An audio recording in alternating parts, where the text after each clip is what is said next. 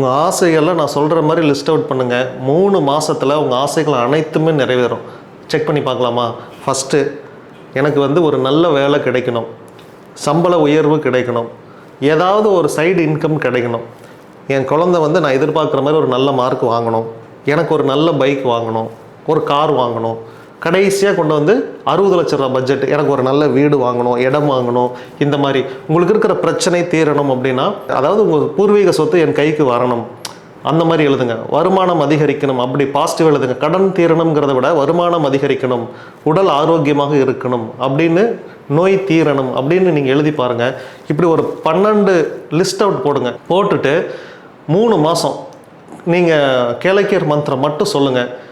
முடிஞ்சால் இதை வந்து நம்ம கேளக்கியர் சித்தர் கோவிலில் உட்காந்து இதை எழுதிட்டு போயிருங்க. உங்களுக்கு என்ன வேண்டுதலோ எழுதிட்டு போயிருங்க. டெய்லியும் காலையில் அதை பாருங்கள். பார்த்துட்டு மந்திரம் மட்டும் சொல்லுங்கள்.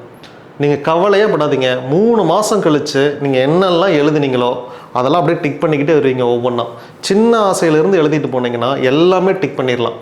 முடிஞ்சதுன்னா இதை வந்து ஒரு ஷீட்லாம் எழுதி அதுக்குள்ளே விபூதி வச்சு மடித்து ஒரு ஓரமாக வச்சுருங்க.